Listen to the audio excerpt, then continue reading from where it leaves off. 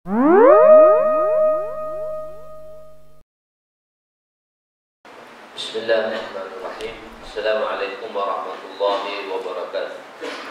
Subhanaka la ilma lana illa ma 'allamtana innaka antal alimul hakim. Wa la haula wa la quwwata illa billahil aliyyil 'azim. Rabbi yassir wa la tu'assir wa tammim bil khair. Ya Fattah wa bika nasta'in. Nahmaduhu wa nusalli wa nusallim ala rasulihil karim wa ala alihi wa ashabihil fatihina bihadihim ilal haqiqatil majada. Amma ba'd. A'udzu billahi minasy syaithanir rajim. Bismillahirrahmanirrahim.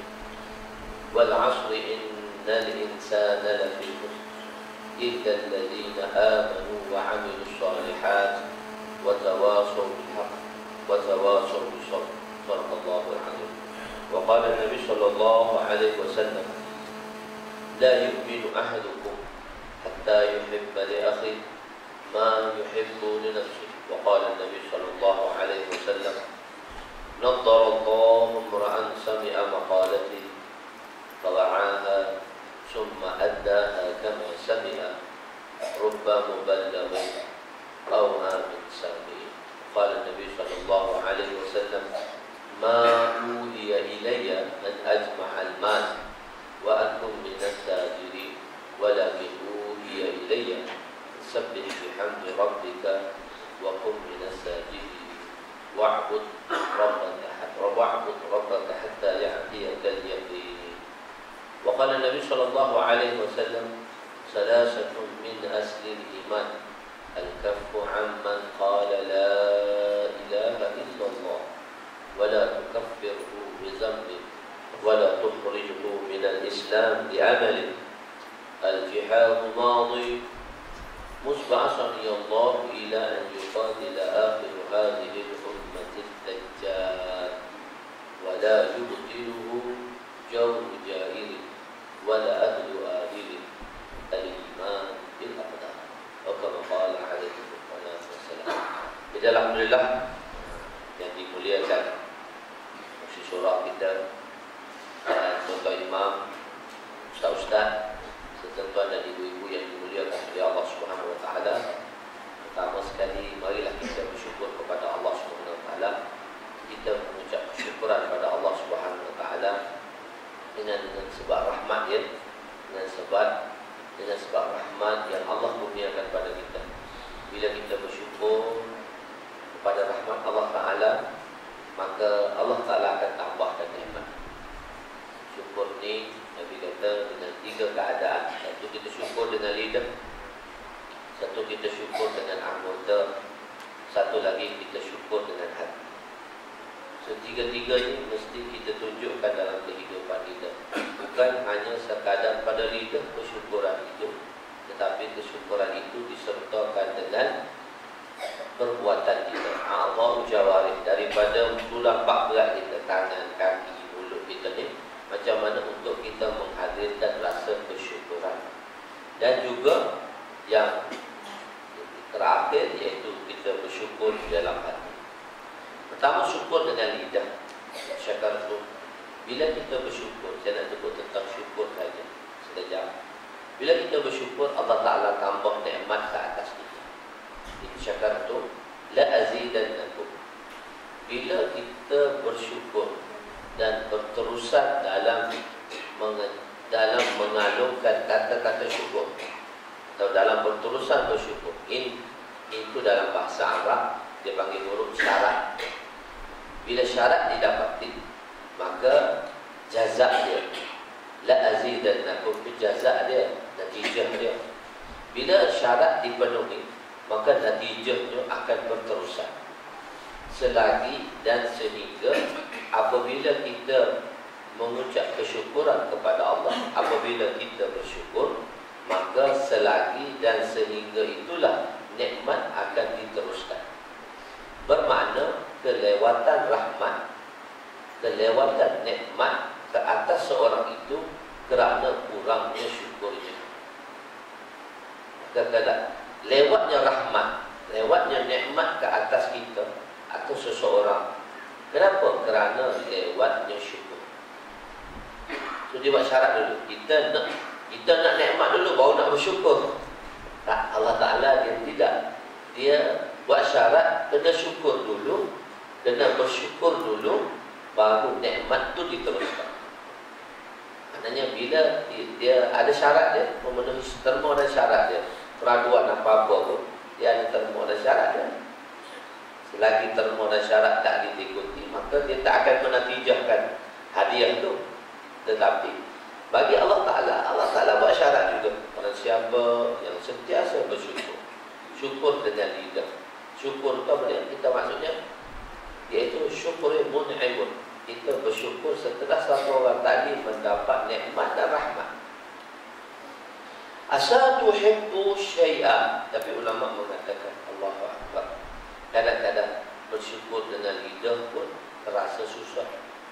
Kenapa? Apabila berlakunya sesuatu perkara yang tidak diingini pada diri kita.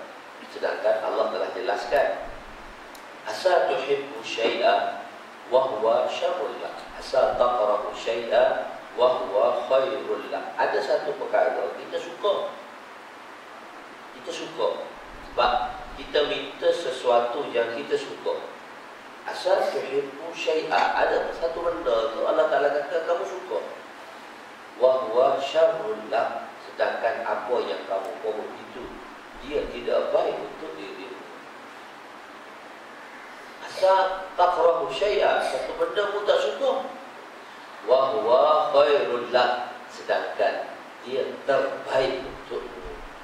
Wallahu ya'lamu, Allah Ta'ala kata wallahu ya'lamu wa antum la ta'lamun.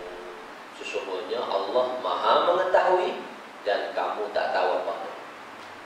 Jadi kadang-kadang benda yang kita suka kita minta, dia tak datang, dia datang sebaliknya. Maka bila datang sebaliknya, maka pada masa itu boleh tak lidah ini mengalunkan kata-kata syukur? Boleh tak masa itu? Benda kita tak nak, kita kata Alhamdulillah, boleh tak? Dia agak susah. Sebab tu kadang-kadang ulama mengatakan untuk mentahirkan syukur pada lidah pun adalah susah dibandingkan nak menahan segala kesabaran. Sebab sabar, satu pekerjaan yang memerlukan kita sabar. Kita get ready dah. Benda ni susah ni, kena sabar ni. So kita get ready dah. Tapi ada benda yang kita mengharapkan dia, tetapi sebaliknya natijah dihasilkan atau kita terhasil sebaliknya. Maka boleh tak masa kita kata Alhamdulillah, sedangkan hak tu terbaik pada kita. Dia terbaik dah untuk kita, cuma kita tak suka. Masa tu boleh tak kita kata Alhamdulillah? Kalau kita tidak mengalungkan kata-kata syukur, maka nikmat seterusnya akan tidak diperpanjangkan lagi. Kita takutlah, maknanya benda Allah bagi tu boleh dah, terbaik dah, cuma lidah kita tak boleh nak mengalungkan kata-kata syukur. Contoh dia, bila contoh dia mudah. Benda-benda ni benda dia belum ada contoh, lagi mudah. Satu orang dia minta sesuatu, ya Allah, apa benda yang kita suka? Contoh dia, apa benda kita suka? Okey, benda banyak orang suka bunga. Bunga ni semua orang suka. Contoh dia lah, bunga ni semua benda lah. Apa sahaja bersangkut paut yang benda yang kita suka. So bunga, kita suka, kita minta, ya Allah bagi saya bunga. Tapi dia diberi pokok kaktus yang berduri. Dia minta bunga tapi dia dapat kaktus. So masa dia dapat kaktus tu, masa satu orang tu dia dapat kaktus tu dia minta bunga tapi dia dapat rugi. Masa tu dia boleh tak kata Alhamdulillah? Sebab di sebalik kaktus itu, dia akan dapat ribuan bunga, bukan sah. Dia minta sah, ya Allah nak bagi ribu bunga, cuma Allah susahkan dulu. Allah bagi dia kaktus. Iza shtattat bikal balwa fafakkirhu alam nashrah. Ini satu syair kata dalam bahasa Idza ishtaddat bikal balwa fafakirhu alam nashrah wa usri baina yusrain fafrah.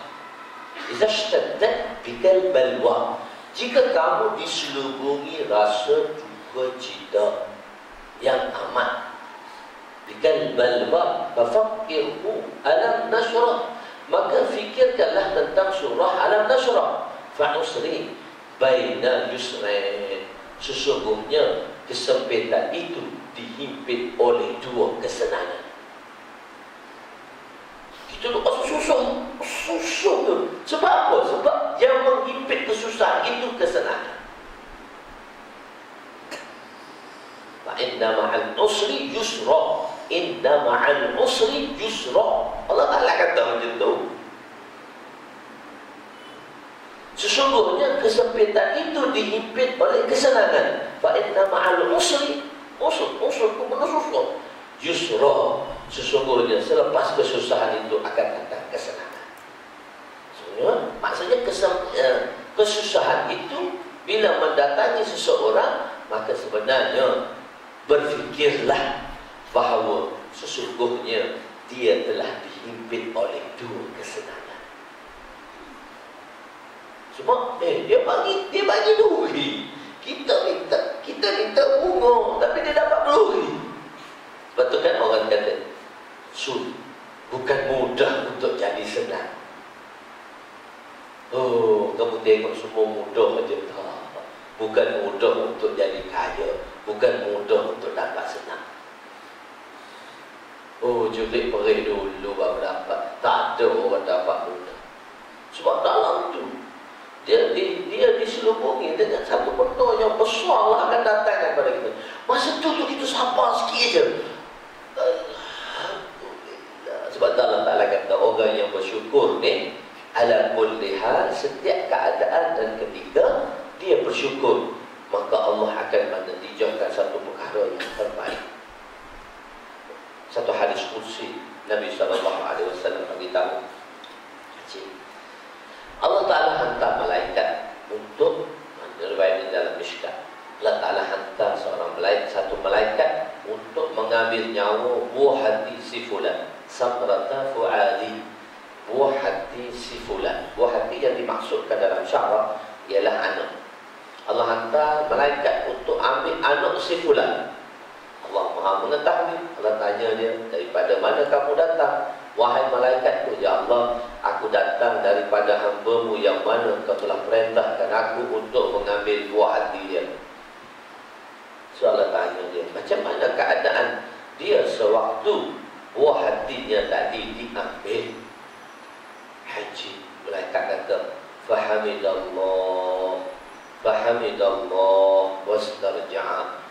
Aku tak jumpa lagi orang melek. Fahamidallah wastarja'a. Orang tadi bila buah hati dia diambil, dia mengucap Alhamdulillah. Anak dia mati, dia kata Alhamdulillah.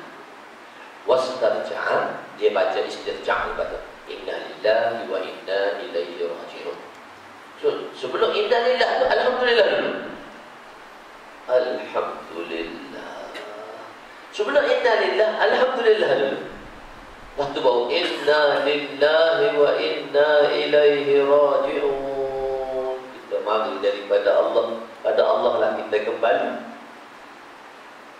Maka Allah Ta'ala kata kepada malaikat, sediakanlah untuk hamba-Ku itu satu mahligai di dalam syurga, dan namakan mahligai itu Baitul Hamdi, mahligai kesyukuran. Allah letak satu mahligai untuk orang yang sentiasa bersyukur ni. Allah bagi dia satu mahligai dalam syurga. Nama mahligai itu Baitul Hamdi, mahligai. Bait tu orang terjemah dia rumah. So tak sesuai dalam syurga kita terjemah rumah, mahligai lah. Sebab dalam syurga tu dia lebih pada mahligai lagi. Saya terjemah bait. Bait tu rumah dalam bahasa Arab, tapi Baitul Hamdi saya terjemah mahligai. Sebab syurga ni dia mahligai tu dia daripada fiddah wa zahab. Dia satu lapisan daripada batu bata dia tu, daripada dia dibuat daripada batu bata yang diperbuat daripada emas dan perak jongkong dia. Bukan batu, bukan tanah, jongkong dia emas, jongkong dia perak, dia selang-seling. Rumah emas, rumah perak. Bukan Malaysia lagi, tak ada orang buat sebuah rumah tu rumah emas, rumah perak, tak ada. Syurga je ada. Malaysia kesyukuran. Allah Ta'ala kata, bedakanlah untuk hamba-Ku itu mahligai kesyukuran, mahligai kesyukuran. Jadi sebab itulah kita kena sentiasa bersyukur. Macam mana? Alhamdulillah. Kita orang tanya, Ustaz tu susah. Maksud syukur di sini, bila apa yang kita datang pada kita, benda yang kita tak suka, syukur itu atas nama redha. Tanda kita, tanda benda yang susah datang pada kita tu, tanda kita syukur tu apa? Maksudnya kita redha lah. Kita redha kepada takdirnya. Kita bukan merungut kepada takdir, tapi kita redha dengan takdirnya. Kita dah usaha dah, tu datang juga, tu bukan hak kita lah. Kita redha dalam takdir. Sebab takdir Allah Ta'ala itulah ilmunya, bukan ilmu kita. Apa itu takdir? Kadang-kadang orang tanya, takdir satu ketetapan, no? Tak payahlah, satu ketetapan, no? Oh, manusia dia mendefinisikan satu takdir itu dengan satu ketetapan. Tapi bila masalah akhirat, masalah dunia tak.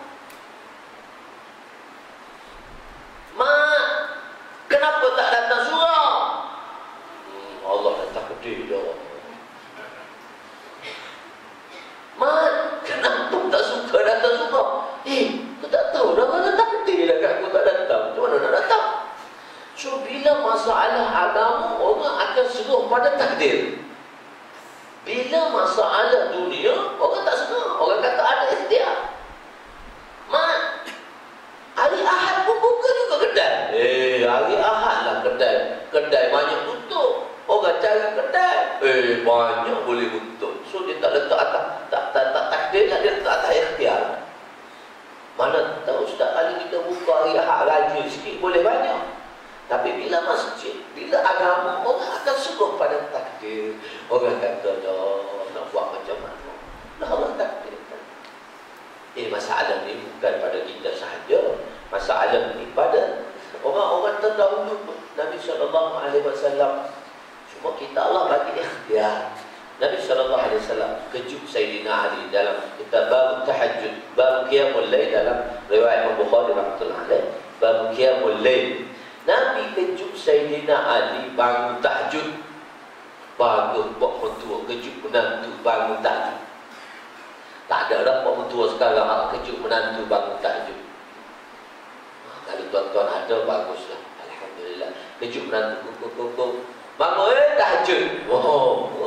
Buat mentua. Nabi buat mentua yang paling bagus. Kejut Sayyidina Ali bangun tahajud. Ali tak bangun. Pagi keesokan paginya, baginda sallallahu alaihi wasallam tanya Ali, kenapa tak bangun semalam? Ali jawab macam mana? Macam kita juga jawab. Allah dah takdir dah, tak bangun. Dengan jawapan itu Nabi tepuk paha Nabi. Yang teribu fakhidham. Dalam riwayat kata Nabi tepuk kedua pahanya. Yang teribu fakhidham. Nabi telah menepuk paha baginda setelah mendapat jawapan daripada Ali radhiyallahu anhu. Apa maksud dia? Nabi tepuk dia. Ada orang kita tak boleh marah. Bila kita nak marah, kita marah kat diri kita. Takkanlah nak hukum menantu. Takkan nak marah menantu. So, marahlah orang kita sayang, anak kita sayang, dia buat perangai. Kita kata, budak ni tak pukul dia, pukul kita. Sebab apa kita pukul kita? Li'izhari ta'asubi. Ulama mengatakan, li'izhari ta'asubi. Dia tafsir batu, li'izhari ta'asubi. Kerana nak menzahirkan rasa tak puas hati dengan jawapan yang telah diberikan oleh Sayyidina Ali radhiyallahu anhu. Nabi hukum badannya. So Nabi tak suka dengan jawapan itu.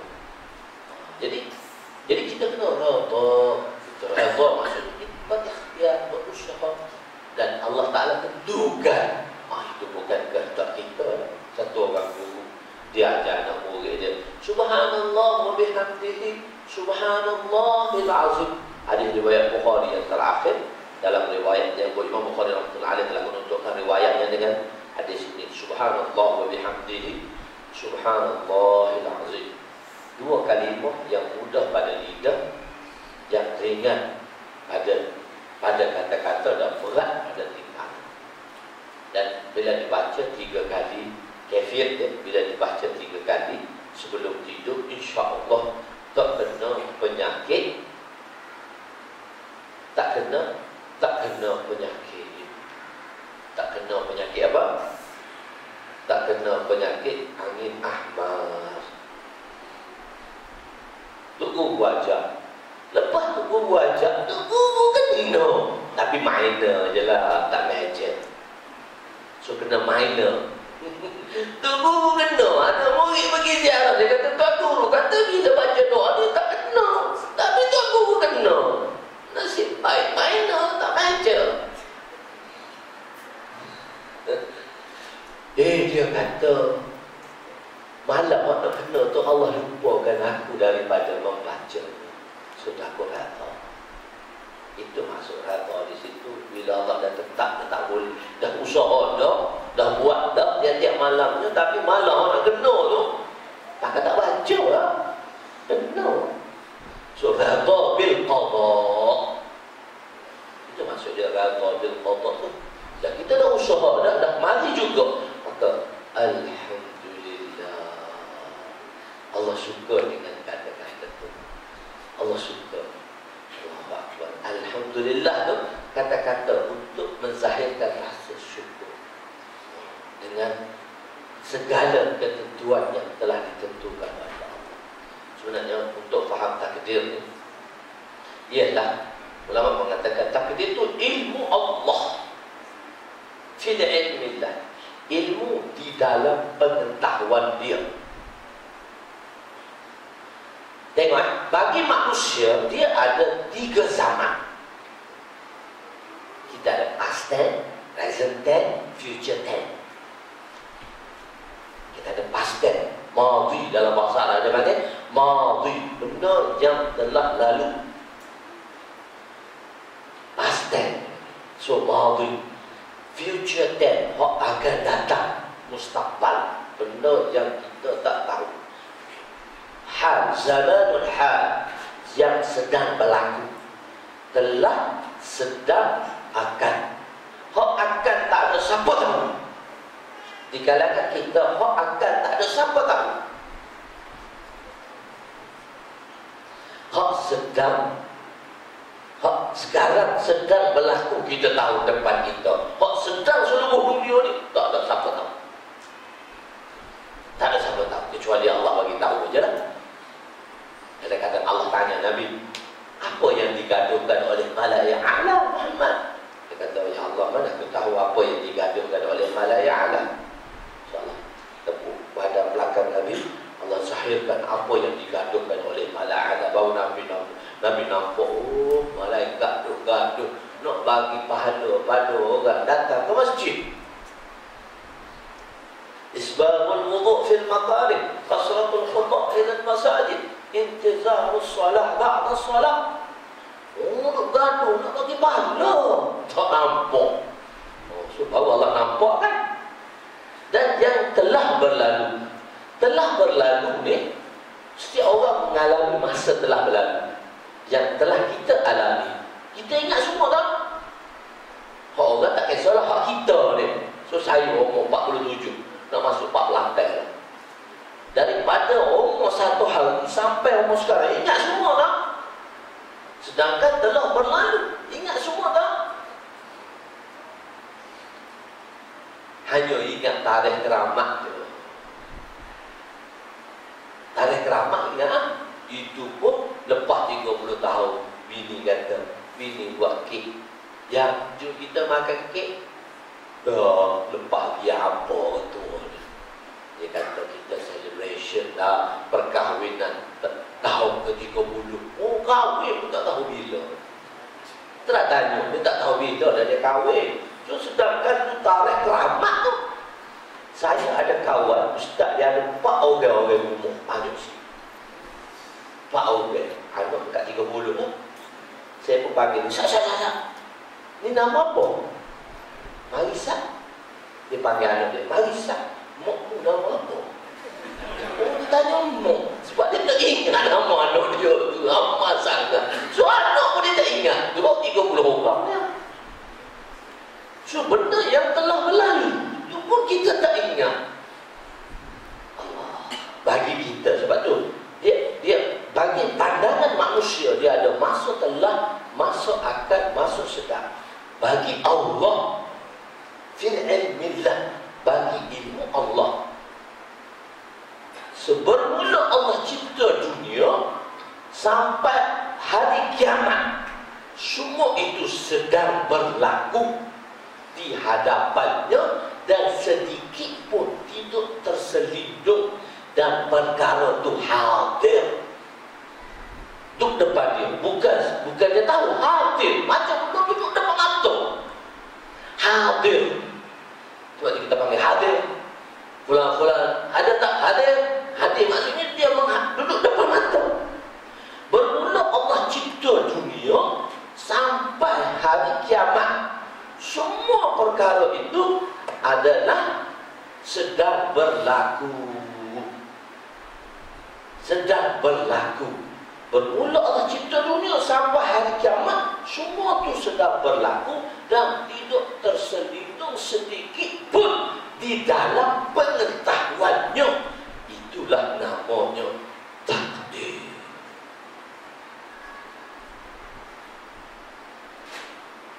Itu nama takdir. Apa itu takdir? Ilmu Allah. Takdir itu di dalam pengetahuannya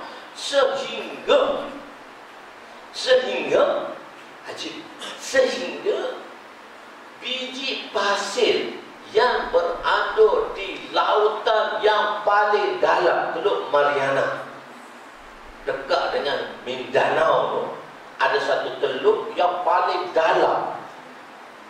Dalam dia 11.3 kilometer daripada aras laut. 11.3 kilometer. Kalau letak Everest dia 88. Ketinggian Everest 8850. Itu sebenarnya dia G2 dia 8848 kilometer.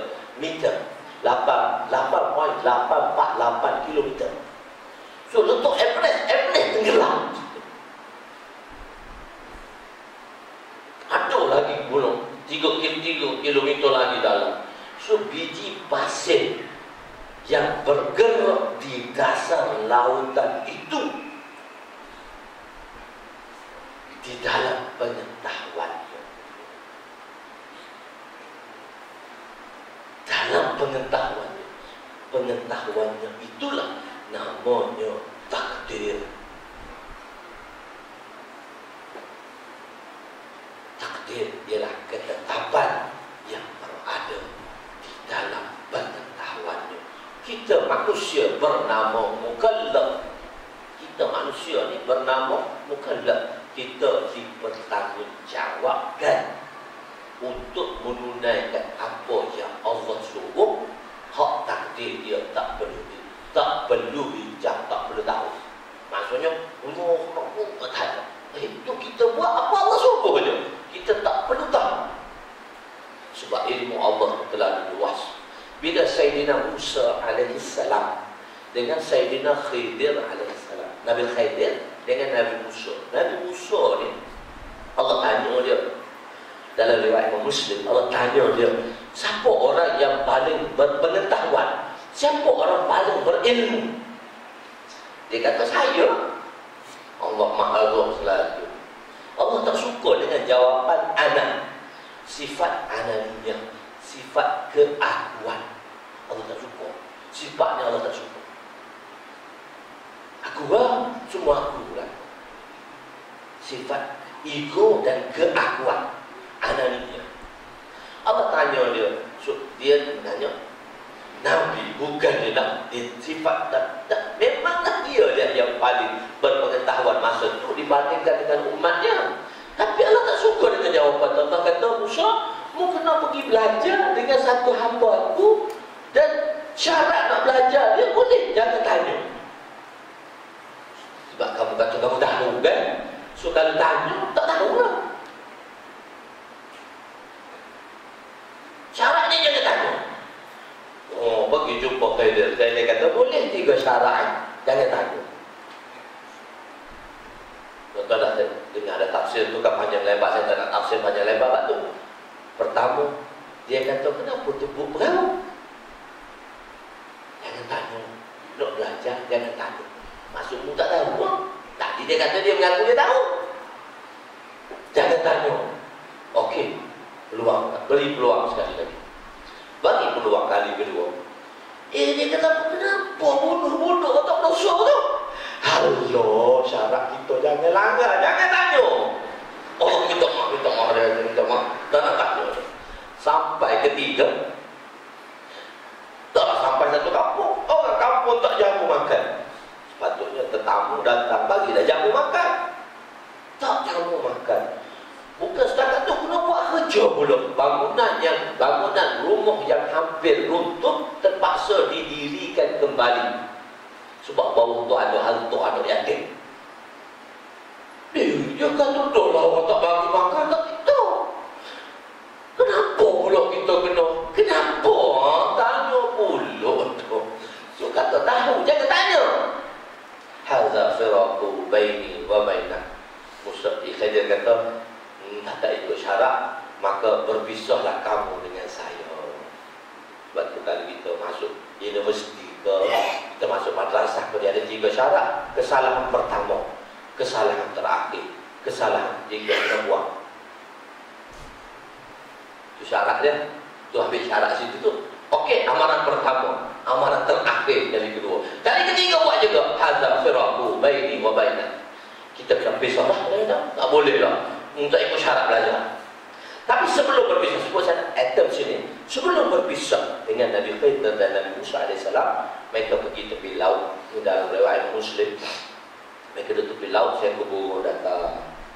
Sebenarnya ilmu Nabi Musa ilmu syariah. Ilmu yang ada kepada Nabi Musa ilmu syariah. Dan ilmu yang ada pada Nabi Khidir ilmu takwiniyah. Boleh tahu apa yang akan berlaku. Itu bila Allah bagi tahulah. Tak semua manusia tahu, hanya segelintir saja boleh tahu. Tapi bila Allah bagi tahu, dia bagi ilmu takwiniyah. Itu ilmu syariah. 2 ilmu yang berbeza betul. Nabi Musa kena tanya saya sebab dia tak tahu ilmu itu. Bila ilmu itu digabung 2, dia kata Musa, hakmu tahu, hak aku tak tahu. Hak aku tahu, hakmu tak tahu. Kita gabung, joint venture. Ilmu kamu dengan ilmu saya, bila kita joint venture 2, kamu tengok tak? Burung tadi dia minum air. Tak tahu burung tu ada setitus air yang terletak di paruh dia.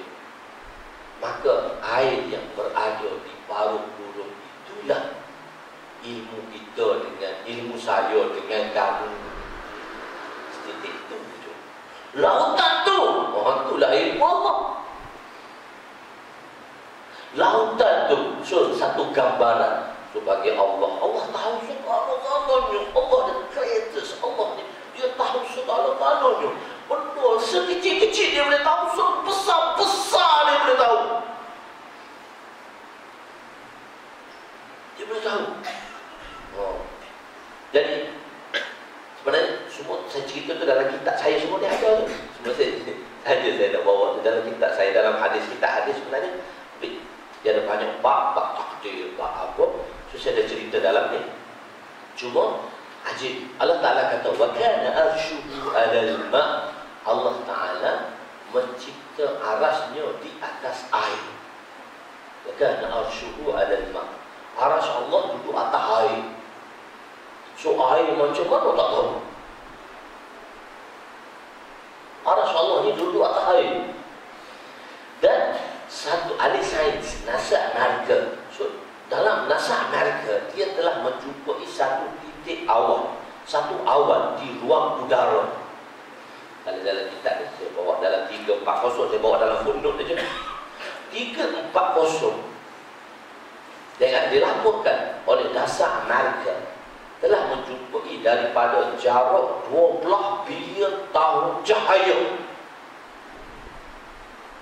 12 bilion tahun cahaya. Cahaya ni jauh tu. So daripada matahari nak sampai bumi tu, jarak dia 83 juta batu. So dia sampai dalam masa 8 minit cahaya. Daripada matahari nak sampai ke bumi 8 minit je. Ambil masuk. Ini dia jarak dia jauh dia 12 bilion tahun cahaya. So dia kira dengan gelombang. Terdapat satu awan. Awan ni air lah. Terdapat di bumi satu bahagian awan yang mengandungi. Awan ni air. Air tu banyak mana? 140 trilion kali ganda air lautan dunia.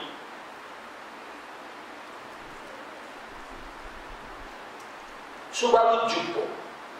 Tapi itu bukan atas tu ada arah sana, itu tu bumi tu. Hak dalam hak bumi, hak tu dalam creators, dalam bima sakti yang siapa yang dicipta oleh Allah. Sudah ada juta bima sakti. So satu awan besar dia berapa? 140 trilion. Trilion ni juta-juta. Juta kali juta baru dah trilion. 1000 bilion, 1 juta, dia 6 kosong. Dia tambah 1000 lagi. 3 kosong, 9 kosong baru dia jadi 1 bilion. So 1 trilion. Sekarang trilion orang boleh kira. Dah harga banyak sangat. Trilion boleh kira. So dia trilion. Dia 12 kosong tu. 140. Lepas tu belakang dia ada 12 kosong ni. Kalau tulis dalam matematik 140 kali 10 kuasa 12. Kalau orang pandai matematik, saya ngaji matematik boleh baca lah sikit. 140 kali 10 kuasa 12. Itu air yang berada dalam awan tadi. Berat dia daripada air lautan dunia. So air tadi lebih besar daripada matahari lagi.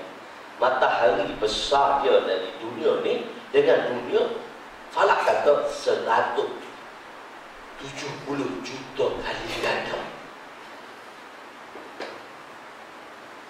Siapa cipta tu? Allah Maha Pencipta. Dia tahu semua. Baru jumpa kan? Saya bawa sebab 140 trilion kali ganda daripada jumlah lautan bumi. Ini ialah air yang terkesan di ruang udara, dijumpai pada 23 Julai 2011. Baru jumpa Allah cipta tu juta-juta tahun, 50,000 tahun sebelum Allah cipta dunia. Dan semua itu bukan benda hak kecil tu Allah tahu. Saya nak beritahu tadi, contoh dia dasar pasir dalam lautan hak kecil tu pun Allah tahu. Dan makhluk yang besar Allah cipta ini juga Allah tahu. Besar kekuasaan Allah itu. Maka jadilah kita orang yang bersyukur. Apa sahaja, alhamdulillah ala kulli hal. Kita biar lidah kita tu ucap alhamdulillah dulu. Macam mana? Alhamdulillah. Susahnya nak kalungkan kata alhamdulillah pun susah. Bila mari satu benda yang dia tidak disenangi oleh jiwa dan perasaan kita. Mari nak marah dulu. Sebab itu kita mesti husnuzan. Kita mesti berbaik sangka dengan Allah. Allah bermuamalah dengan kita. Macam mana sangkaan hamba dia terhadap, macam mana sangkaan hambanya terhadap Allah. Macam mana Allah Ta'ala bermuamalah dengan kita, macam mana kita sangka. Sampai habis kursi. Jadi, macam mana? Sebab itu kita menjadi orang yang berbaik sangka, orang yang baik sangka dengan Allah. Susah. Semoga Allah Ta'ala jadikan kita orang yang sentiasa mengalungkan kata syukur, orang yang sentiasa berhusnuzon, orang yang sentiasa bersangka baik, berprasangka baik dengan Allah. Dia kata positive thinking. Masalah dia kata positive thinking. Fikirnya itu jangan duduk bongkok pada benda tak baik. Sebab Allah buat mesti ada sesuatu di sebaliknya. Sebab tu kalau kita fikir, Hadrat Ali radhiyallahu anhu, ajib, ada Ali kata, araftu rabbi bi fasdi azaibi. Aku mengenali Allah dengan termusnahnya harapan dan cita-cita. Kita kenal Allah bila Allah bagi kat kita. Bila Allah tak bagi, kita lupa Allah. Bila Allah bagi, lepas tu tak teringat dah kat Allah. Lupa dah Allah. Tak kenal dah Allah. Bila malah hantar susuh, lagi tak kenal Allah. Ada kata, senang pun aku kenal Allah bila aku tak dapat apa yang aku inginkan. Bifasdi, fasadnya, musnahnya, hancurnya apa yang berada di dalam cita-cita. Apa cita-cita aku ni? Tak jadi, apa aku nak buat tak jadi. Oh, di situ araftu rabbi. Aku mengenali Allah dengan termusnahnya harapan dan cita-cita aku. Kita manusia kan, kita bersifat macam tu. Bila kita disusahkan, kita tak kenal Allah dah. Sepatutnya Allah susahkan kita sebab Allah nak kenalkan dia. Allah senangkan kita, Allah nak kenalkan dia. Allah susahkan kita sebab Allah nak kenalkan dia dengan kita. Nak senang kita kenal dia dengan Allah. Sebab itu kita mesti berbaik sangka dengan Allah. Satu benda yang Allah, bila Allah hilangkan daripada kita satu orang, setelah Allah hilangkan daripada kita, kita fikir Allah rugi dah tipu hilang ke, Allah rugi. Jangan fikir macam tu. Fikir dengan baik, bersangka baik dengan Allah. Bersusah, moga Allah jadikan kita orang macam tu. Bersyukur. Hilang tu, dia fikir apa? Allah nak ganti apa? Tak tahu yang lebih baik selepas ini.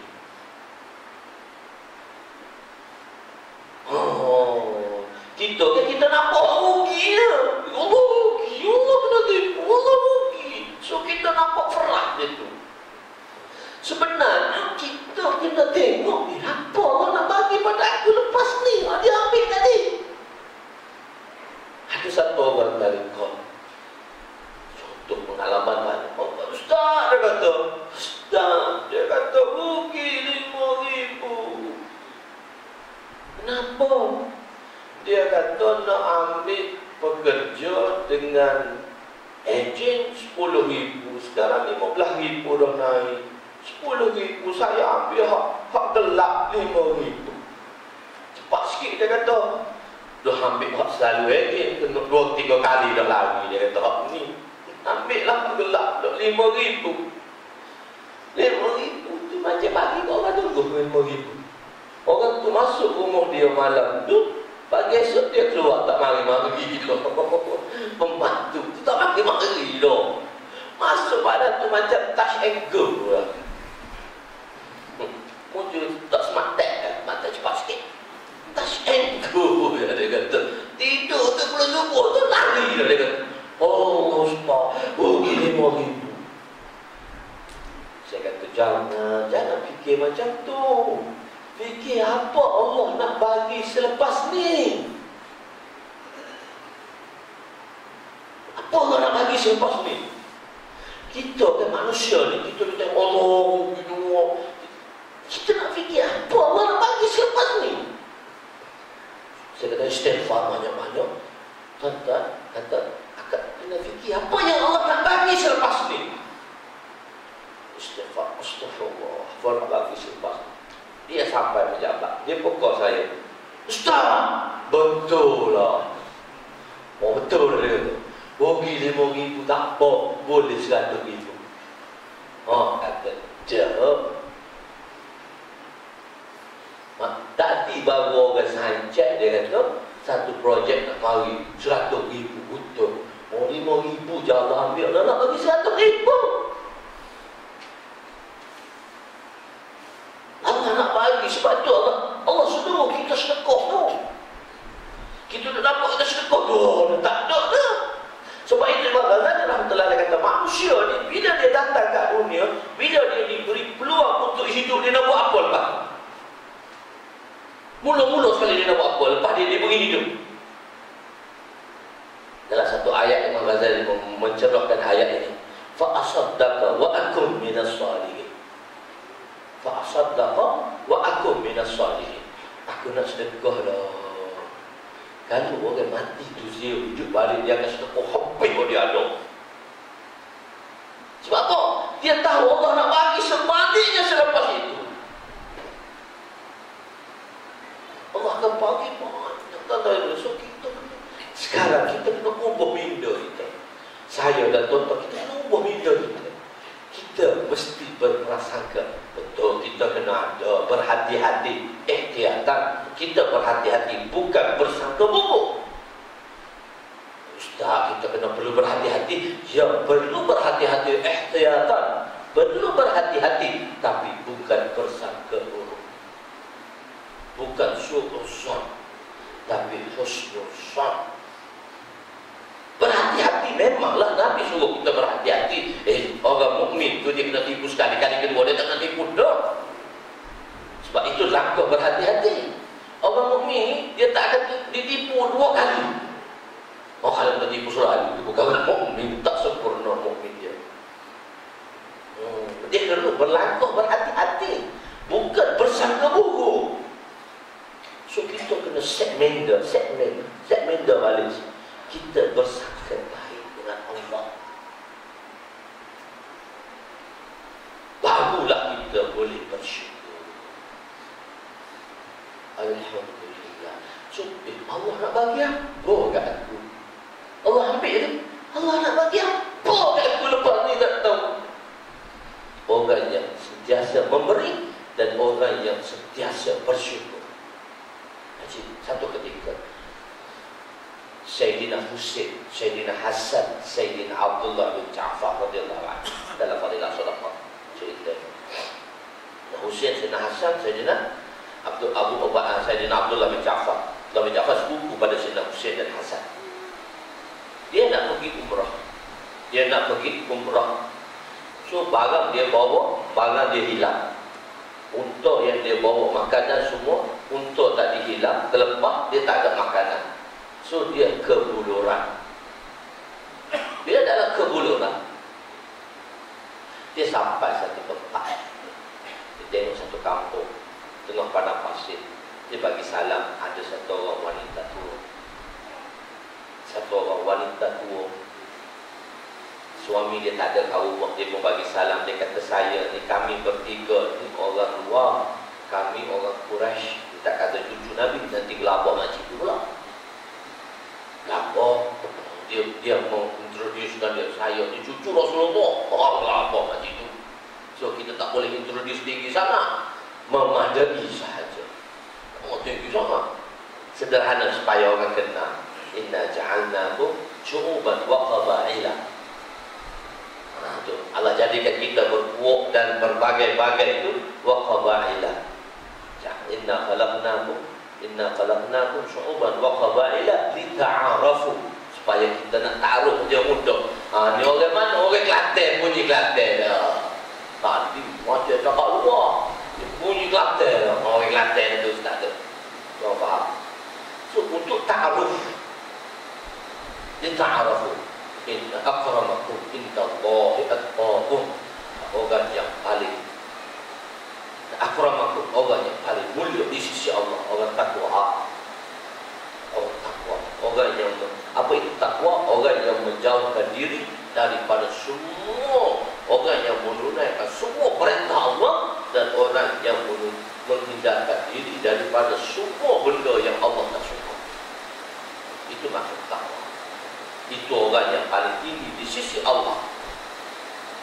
So, last cerita ini. Jadi taruhlah kami ni orang Quraisy, suka tinggi sangat, so boleh tahu orang Quraisy. Okey lah, orang Arab Quraisy tak apa. Makcik kami ni bertiga lama tak makan, lapar, so boleh tak bagi kami makan? Makcik berkata, tengoklah kat dapur ada apa. Tengok kat dapur ada seekor kambing, dia perperok susu kambing, 3 orang makan susu kambing, mana cukup seekor. So dia kata, makcik boleh tak sembelih susu kambing? Boleh susu kambing sembelih. Boleh tak sembelih kambing ni? Makcik tu kata, kalau dah lapar sembelih kan. Dia pun sembelih, makan seekor kambing 3 orang. Orang Arab habis seekor kambing 3 orang. Saya pergi umrah, kawan saya Ustaz Zul, dia dah dapat PR sana. Kan saya pergi, saya call dia dulu, Zul, aku nak kambing malam ni. So kita pergi 4 orang. Satu talam, first time saya sampai, satu talam dia angkat seekor kambing. Kami 4 orang. Tu tengok seekor kambing. Loh, seekor kambing 4 orang makan. Kita kata kat rumah seekor kambing sekampung makan. Kau angkat aku seekor kambing 4 orang. Dia kata, makanlah, orang Arab kan. Kau makan banyak mana kau nak je lah. Dia kata, aku ni lah tetamu, kamu datang, pelayan lah. Dia kata, first time datang. First time mula-mula pergi dulu. Dia ada seekor kambing. Saya terkejut dalam kambing tu ada nasi lagi pula, lepas kambing tu. Seekor kambing. Kalau orang Arab tu makan seekor kambing tak jadi masalah. 3 orang tu makan. Dia kata, terima kasih makcik. Kalau susah-susah, makcik nanti jumpa saya kat Madinah. So dia tinggal, suami pun pergi, suami dia balik, tanya tak ada makanan. Lepas tu dia tengok kambing, dia kata kambing tak ada dah. Ada 3 orang muda Arab tu, dia kata, dia mari kata, dia kata orang Quraisy tak makan. So dia suruh perut susu kambing, saya suruh dia sebelah kambing. Dia kata, orang tak pernah kau bagi. Dia kata, tak apa, orang susah, kita kena bagi. Kita susah, kita boleh makan lagi. Kawan ni dah nak mati, dia tak makan. So kita bagi, tak apa. Dia bagi seekor kambing. Satu ketika dua makcik, suami isteri ni terpaksa berpindah kerana kemiskinan. Ke mana? Ke Madinah. Kerja makcik tu pungut baja, pungut apa tu? Kurma, baja, tahi kambing untuk bajakan pokok kurma. Baja pokok kurma. Bila baja pokok kurma, Sayyidina Husain radhiyallahu anhu jumpa dengan makcik tu dengan jalan. Dia kata, orang tua ni yang tolong kita. Dia pun pergi taruh dia. Dia kata, makcik kenal tak saya? Orang tua mana nak kenal orang muda? Orang muda, sebab tu dalam adabul Islam, orang muda kena tegur orang tua, bukan orang tua tegur orang muda. Makcik kenal tak saya? Tak kenal. Makcik ingat tak hak nakal 3 orang dulu makan kambing tu, makcik? Oh, itu hak nakal saya tak faham. So makcik kenal tak yang makan kambing tu 3 orang tu? Tak ingat, tapi saya kenal makcik. Makcik lah saya kenal. So sekarang saya nak balas jasa makcik. Dia pun pergi rumah. Sayyidina Husain bagi berapa? Allah balas lagi dunia. Allah balas lagi kita buat baik. Bagi berapa? Hadrat Husain radhiyallahu anhu bagi 1000 ekor kambing, 1000 dinar. Boleh 1000 dinar, boleh 1000 ekor kambing. Kita tukar RM berapa? Baru nampak banyak. 1000 kambing, 1000 dinar tak banyak. 1000 tak banyak. Tukar RM. Seekor kambing berapa sekarang? Kita nak buat kereta 900, 8 hingga 900. So kita ambil minimum punya harga 800. So 1000 ekor kali 800 berapa? 800k, 800,000. Baru nampak RM. Baru nampak 1000 kambing 800,000. So 1 dinar berapa? 1 dinar, wang emas, dirham, wang perak, 1 dirham 40 ringgit. 1 dinar sekarang 800 ringgit. Sama dengan harga 1 ekor kambing. 1 ekor kambing dulu sedinar, sekarang pun sedinar juga lah, tapi 800 ringgit. So 1 dinar 800 ringgit kali 1,000, 800 ribu. So kambing tadi 800 ribu, 800 campur 800 berapa? 1.6 juta. Oh, milioner lah. Jutawan selalu dah boleh jadi. Boleh jadi jutawan. 1.6 juta dapat. Dia kata, makcik pergi jumpa Hasan, abang saya. So Hasan tanya, adik saya bagi berapa makcik? 1,000 kambing, 1,000 dinar. Okey, saya bagi 1,000 kambing, 1,000 dinar. 1.6 juta lagi boleh. 3.2. Makcik tak jumpa lagi sepupu kami, Abdullah bin Ja'far radhiyallahu anhu. Dia kaya sikit pada kami. So pergi jumpa Hadrat Abdullah bin Ja'far radhiyallahu anhu. Hadrat Abdullah bin Ja'far tanya, 2 beradik tu bagi berapa? Dia tak tanya sorang-sorang, dia takut dia join venture.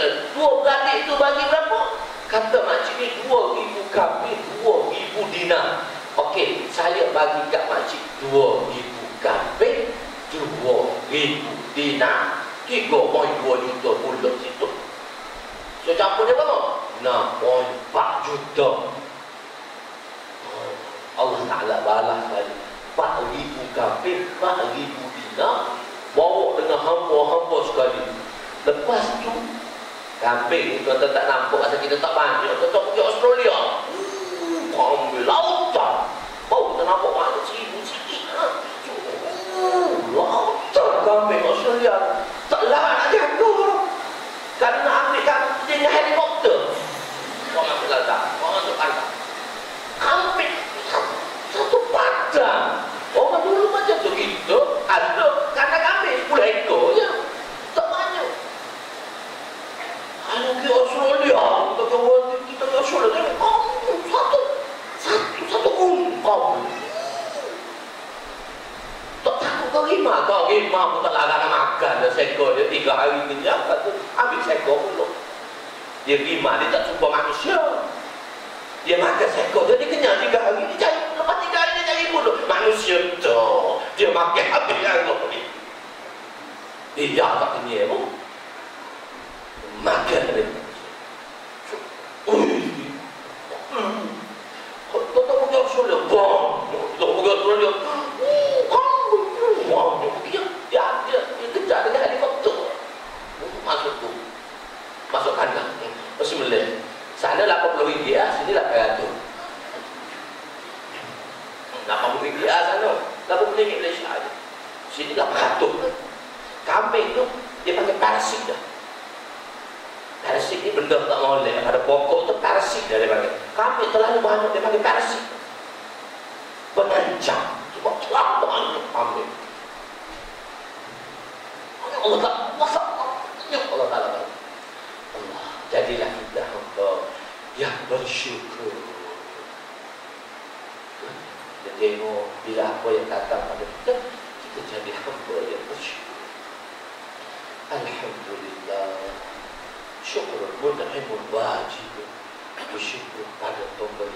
Nikmat itu adalah kewajiban. Sebab tu Allah Ta'ala kata, baru nak masuk syukur dengan anggota. Tadi syukur melidur. Dia kena 2 kali slot lagi pun apa. Tapi tak apa, kita berhenti situ je lah. Saja. So syukur dengan anggota, apa maksud dia? Syukur dengan anggota ni buat perintah Allah. Orang tak buat perintah Allah, orang tak bersyukur. Banyak manusia meninggalkan perintah Allah di dunia ini.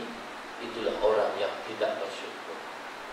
Mengikut Syakir, orang di Malaysia yang baru sembahyang hanya 17% sahaja daripada seluruh yang ada. Kalau 100 orang, baru 17 orang sembahyang, 83 tak sembahyang lagi. So, itu tanda yang tidak bersyukur. So, kita nak adakan kembali, kita nak balikkan umat supaya menjadi hamba yang bersyukur. Bila kita jadi hamba yang bersyukur, maka Allah Ta'ala akan tambahkan nikmat ke atas kita. Allah bagi banyak. Allah bagi banyak. InsyaAllah bila kita dapat banyak, kita boleh bagi banyak. Itulah. Itu jadi kita hamba yang bersyukur. Jadi asa tuhibbu syai'a, asa tuhibbu syai'a wa huwa syarrun lak, asa takrahu syai'a wa asa takrahu syai'a wa huwa khairul lak. Asa tuhibbu syai'a, satu benda yang kamu suka mungkin dia tidak baik untukmu, dan satu benda yang kamu tidak suka tapi dia terbaik untukmu. Wallahu ya'lamu wa antum la ta'lamun. Sesungguhnya Allah Maha mengetahui, tetapi kamu tidak mengetahui apa-apa. Jadilah kita hamba yang bersyukur kepada Allah Subhanahu wa Ta'ala. Itu jadi hamba yang bersyukur. Jadi setakat itu ajalah, malah disyukur ajalah. Nak cerita lain tak boleh dah. Cuma saya nak satu saja, saya nak beritahu tentang satu kitab saya yang saya buat. Kalau dalam kitab hadis Mishkatul Masabih, nama kitab tu. Kalau kita tengok dalam riwayat, kalau dalam fadail dia tulis Mishkat tu kitab Mishkatul Masabih. So dia ada dalam 6,000 hadis semuanya. Dia bab cantik 6,000 hadis. So alhamdulillah dengan izin Allah Ta'ala, saya pun mengajar dia lebih kurang 20 tahun dah hadis ni. Dah masih mengajar saya. Dan saya ada buat terjemahan sedikit syarahan dia. Baru sudah 2 biji. Sudah dah, saya dah buat 10 jilid dah. Cuma saya cetak baru 2 cetakan baru. Jilid pertama dengan jilid kedua. Di jilid pertama ada 280 hadis per 6,000. Baru 280 hadis jilid pertama. Jilid kedua dah masuk sampai hadis ke 900. Dia target 6,000. Saya buat hadis tu lah, dia panggil. Dan saya namakan kitab itu Midrajul Fawadih. So dalam Kitabul Iman tadi, dalamnya dia ada 2 kitab. Kitabul Iman, dia ada 5 bab. Dalam 5 bab tu, dia ada pula Kitabul Ilmu. Semua saya cakap tadi semua dalam belakang. So dalam hadis takdir, saya bincangkan bila bab takdir, saya bincangkan bab takdir secara ringkas, mudah faham, dalam bahasa yang mudah dan untuk faham. Begitulah. Dan saya banyak mengajar di masjid-masjid dan surah-surah. Lebih kurang 40 surah dan masjid lah di Selangor dan Pelumpur. Pejabat-pejabat pun saya mengajar. Satu pejabat, sekarang ada satu tempat pejabat Mardi. Dia 3 tahun dah saya dengan dia. Jilid pertama dah habis dah. Sekarang masuk jilid kedua dah. Kitab Taharah dengan Kitab Salah. Jilid kedua dah. So baru nak masuk. Jadi di situ ada penerangan dia sedikit-sedikit. Cuma 1 hingga 70 tu, 1 hingga 70 dipanggil ilmu mustalah hadis. Situ kalau orang tak belajar, tak payah baca lah. Dia baca ke muka surat 71 terus. 71 adab belajar hadis. Sebab hadis pertama di situlah cerita banyak tentang, boleh baca dan kalau tak faham tanyalah. Begitu dia. Saya buat dengan bahasa-bahasa ringkas, bahasa mudah boleh difaham dan bahasa simple saja. So bahasa, sebab saya siap tu, saya bagi pada kakak saya bahagian penulisan undang-undang. Dia memang kaki baca. Saya bagi kejap, dia baca kejap, 2 minggu habis. Saya kata macam mana? Okey, boleh faham lah. Dia kata kenapa kau tak panjang ke sini? Kau ceramah panjang, kau bayang hadis itu panjang, kau tulis pendek. Kalau saya tulis panjang, jadi 30 jilid lah. Terus 10 jilid tak boleh dia. So mula-mula. Jadi sebab itu, kalau nak kiranya, dia bukan puji, dia panggil tahdis bin nikmat. Tahdis bin nikmat ni ada wa'amma bi ni'mati rabbika fahaddis. Ada pun nikmat Allah tu boleh kita hebahkan. So apa yang saya nak hebahkan di sini? Inilah buku pertama di Nusantara. So Indonesia pun tak ada lagi terjemahan buku. So, cetakan saya akan masuk Indonesia dah. Saya dah terjemah dalam bahasa Indonesia dan saya nak jilidkan dalam bahasa Indonesia. So ramai kat Indonesia dah. Banyak syarikat-syarikat buku nak ambil dah sebab dia tak ada lagi di Indonesia. So kat Indonesia memang tempat pengarang paling banyak. Tapi dalam hadis ni dia tak ada. Kitab ni dalam masa dia, dalam umur dia 1000 tahun dalam Mishkatul Masabih ni. Asal dia 2 kitab Masabih dan asal kitab yang kedua Mishkat, pengarang Masabih. Ia ulama Bawawi rahmatullah alaih, satu pengarang Mishkat, ulama Tibris. So, dalam 1000 tahun, dan dalam pengajian dalam sistem Diubandi, pengajian ini di tahun ke-7 sebelum masuknya hadis-hadis Sahih Sittah Bukhari Muslim. So, saya pun nak cari dana untuk madrasah saya. So 20% saya hadiahkan untuk pada madrasah saya daripada jualan ini. Saya pilih kedua ada. Mungkin tuan-tuan, saya beritahu awal, saya tak ada masa dah nak mengajar. Tak ada mari dah nak mengajar pun. Islam itu bolehlah. Tuan-tuan, ustaz baru tu boleh mengajar. Saya minta maaf, saya tak boleh mengajar dah. Mana-mana saya tak pergi dah. So saya kurangkan mengajar sesuatu saya nak siapkan dalam 2017 ni 10 jilid. Saya banyak kurangkan mengajar, saya nak tumpukan dalam status typing untuk jilid ketiga. Jilid ketiga saya akan keluarkan dalam bulan 2, bulan 1 dan typing untuk jilid ketiga. Itulah, ada sedikit. Dia ada kata-kata tu simple-simple aja. Kalau tuan nak dapatkan bolehlah. Saya ada bawa sikit-sikit aja. Itu saja nampak pengenalan saja kita buku saya. Dia buat dalam kereta saya. Kalau hadiah dia memang mahal lah. Buku ni sebab saya jilid dia cantik. Kalau tengok tu macam kita Arab. Memang itu tu hadis tu saya bawa dalam hadis taraktu fiikum amrayn. Sebab hadis sudah design tu. Dia rumah saya dia bahagian designer bagus. So saya ilhamkan pada ni, saya bagi kat kawan saya. Dia kata, ustaz, 5 khot di sini, 500 aku ambil dengan kau. Khot tangan ni 500. Oh, khot pandang ni duit, boleh buat duit. 500 dia ambil dengan saya. Design ni 500. Saya kata, takkanlah aku kau nak ambil 500 juga. Membo kan, tawa sikit tawa. Okeylah, kau bagi aku, bagi kau 300 aja lah. Maksud 300 saya ambil. So design, di hadis. Ada kitab Tafsir Munir, kan? Tafsir Munir daripada Dr. Wahbah Zuhaili. Itu dia buat. Dia buat ayat Al-Quran. Saya tiru dia tu lah modalnya. So dia buat ayat, saya buat hadis, buat kitab hadis. Ini hak sudus, hak farsi, hak sudus, hak kufi. So 5-6 hak di sini. Itulah sedikit sebanyak tentang ni. Saya nak memperkenalkan saja. Dia hadiah dia 80 detail. Kalau tuan-tuan nak dapat boleh 70 aja. Nanti saya ada dalam kereta sikit 70. Tidak satu jadi 2 saya bawa. Itu saya nak memperkenalkan sahaja. Dalam kitab ni. Kalau tempat lain saya dah mengajar lama dah sebenarnya. Sebelum kitab ni siap lagi saya dah mengajar kitab hadis ni di sana. Jadi bila dah ada senang. So dalam penerbitan Jawi, bahawa saya jumpa satu orang utusan zaman. So dia tulisan Jawi. Sebab nak masuk Thailand sebenarnya. Thailand dia tak boleh baca. Kita buat perhimpunan ulama-ulama Nusantara dulu kat Kelantan. Terus kitab ni dikeluarkan 2014 lalu. Semua ulama Thailand, ulama Pondok turun, dan semua fikir turun, dan ustaz-ustaz, guru-guru dalam 500 orang kat Kelantan. Ustaz Pondok dia tengok, ustaz, saya tak boleh baca. Harap aja boleh baca. Jawi tak boleh baca. Rumi tak boleh baca. Orang Pondok kan, dia tak boleh baca Jawi. Rumi dia boleh baca Jawi. Saya kata nanti lah, guru saya akan buat dengan Jawi. Memang nak buat Jawi tu. Kalau orang lama dia tak suka baca Rumi sebab saya Rumi kan dia dalam bahasa Rumi. Sedikit sebanyak kita nak tengok nanti pas sembahyang ni ada. Tengok boleh nanti. Tapi musuh tu bawa ni tak apa. Sebab saya bukan nak terangkan kitab ni.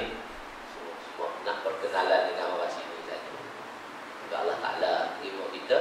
Semoga Allah SWT jadikan kita manusia yang bersyukur. Allah Ta'ala. Ma asabaka bihasanatin famin Allah, ma asabaka min sayyi'atin famin nafsik. Hak baik daripada Allah, yang tak baik itu daripada kelemahan saya. Wabillahi taufiq wal hidayah. Assalamualaikum warahmatullahi wabarakatuh. Bismillahirrahmanirrahim. Ya awwalal awwalin wa ya akhiral akhirin wa ya dzal quwwatil matin wa ya rahimul masakin wa ya arhamar rahimin. Allahumma ighfir lana dhunubana wa wasi' lana khalaqana وتجب لنا كسبنا وقنعنا بما رزقتنا ولا تزغ قلوبنا إلى شيء صرفته لنا وصلى الله على سيدنا محمد وعلى آله وصحبه أجمعين. الحمد لله.